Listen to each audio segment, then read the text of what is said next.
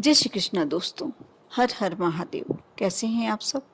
स्वस्थ और सुरक्षित होंगे।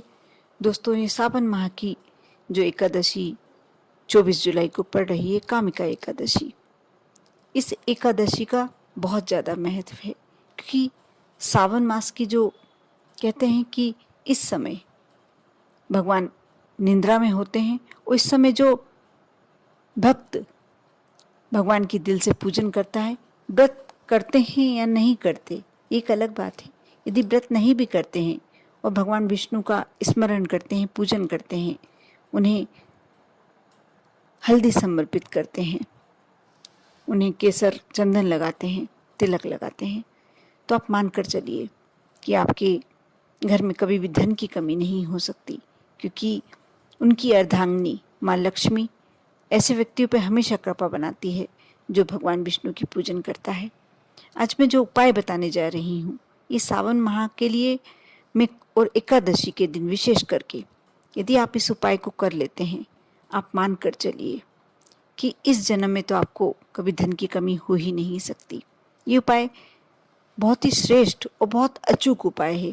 ये कई लोग करते भी होंगे, कई लोगों ने किया भी होगा, और कई लोग इस उपाय को नहीं जानते होंगे, या जानते भी होंगे तो जिस विधि से करना है उस विधि को अच्छे से नहीं करते होंगे।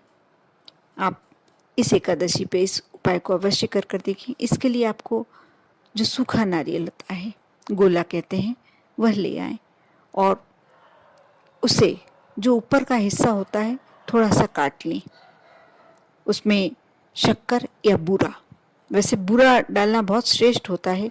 शक्कर यदि आप डालते हैं तो इतना ज़्यादा उसका प्रतिफल नहीं मिलता। आप बूरा डालते हैं और उसको जो आपने ऊपर का थोड़ा सा हिस्सा काटा है उसे पहले पूरे नारियल को जो गोला लिया है आपने काट लिया, उसके अंदर आपने पूरी बूरे से भर दिया।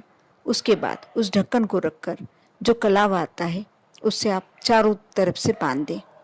बांधने के बाद आप, मैं जानती हूँ कि आप ये कहेंगे कि रविवार के दिन पीपल के वृक्ष के नीचे नहीं जाया जाता, लेकिन पीपल के नीचे, वृक्ष के नीचे रविवार के दिन हम कुछ बिना लिए जाएं, कुछ वहाँ बिना समर्पित करने सोच कर जाएं, तो वह दोष होता है।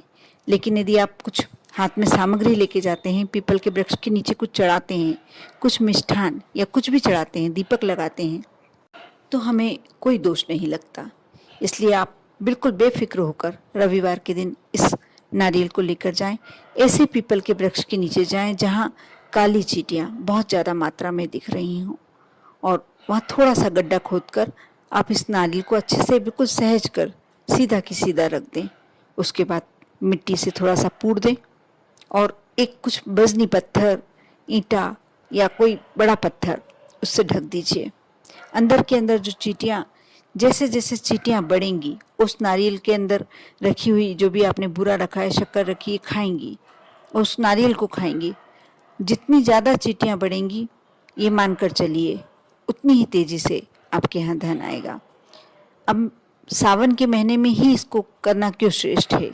क्योंकि सावन के महीने में जब ये छोटे छोटे कीट होते हैं, जो चींटियां होती हैं, इन्हें भोजन नहीं मिल पाता।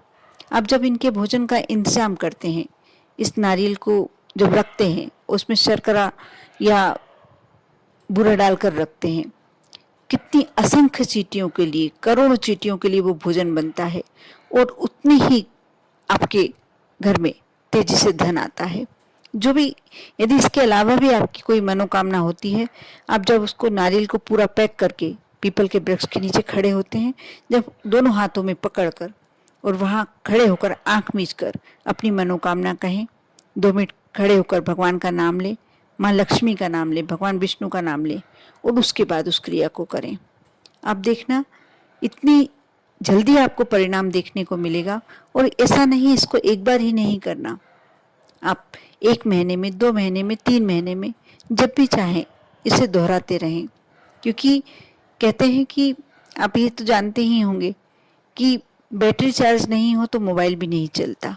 उसी प्रकार आपको भी अपने भाग्य को चार्ज करते रहना पड़ेगा, तभी आपका भाग्य लगातार आपका साथ देगा। माँ लक्ष्मी आप पर हमेशा अपनी कृपा तभी बनाए रख सकती है, क्योंकि चींटियों का भोजन बहुत लंबे समय के लिए हो जाता है। ऐसा नहीं कि वह नारियल बहुत ही जल्दी खत्म हो जाता है, समाप्त हो जाता है। वह लंबी समय तक चलता है और कम से कम वह महीना, 2 महीना, 3 महीना तो चलता ही चलता है और करोड़ों चींटियों का वो भोजन बनता है।